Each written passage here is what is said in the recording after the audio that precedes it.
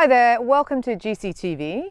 I'm here today at Style Tops and I am going to explain to you a really basic, simple guide of how to step out a distance and why we step out a distance, and then I'm going to walk a few lines here. I've just set up a really basic course here and then you can understand a little bit more about what I'm going to be explaining.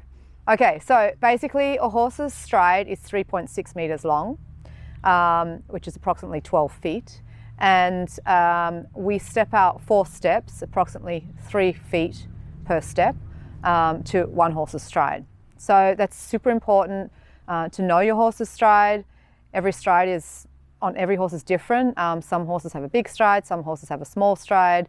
When we're training every day in the dressage, we're really working a lot on the strides and doing a lot of transition work, so forward and back, and trying to lengthen the stride, shorten the stride, so we've got a real understanding of how our horse's stride is. Now, one of the most important things is when you're stepping out of stride is to actually know how big do you actually make that step, because you can make a huge step and that's going to make a huge difference as to how you're going to actually walk the course. So I'm going to show you how I step out a distance, and I'm going to then show you how you can try to teach yourself and learn exactly how to walk a stride for a horse. So basically, I'll start right here at the base and I'll just take 2 steps, which is here. That's approximately about 1.5 meters.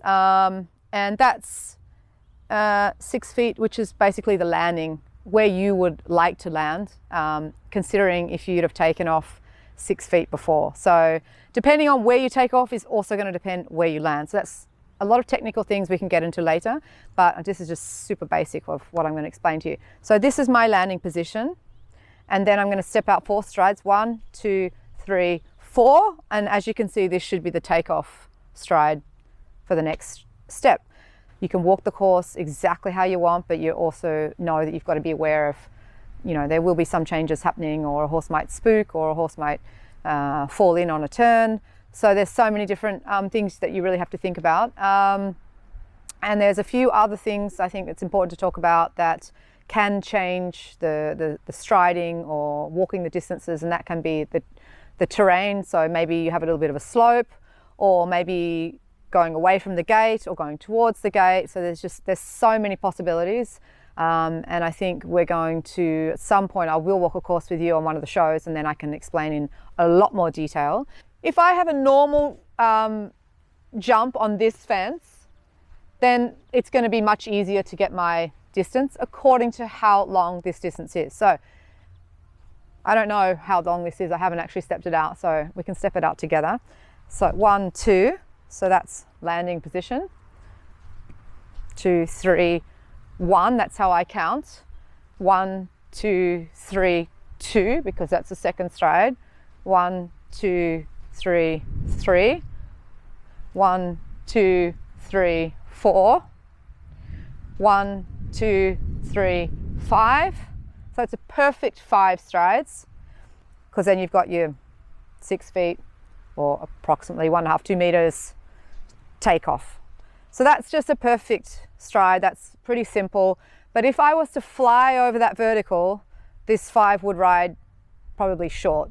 If I was to be very slow over that vertical, then it would ride long. Obviously, you ride a vertical different to how you ride an oxer. So probably coming this way, if I had a nice jump over this oxer, the 5 would get maybe a little bit more balancing, especially coming to a vertical. And obviously, the bigger the jumps are, the more pace you generally ride in. You need a little bit more power, a little bit more momentum to make it a little bit easier for the horses to get over the jumps. But as I said before, it's super important to know your horse's stride, because every horse has got a different stride. Some horses are, also slower.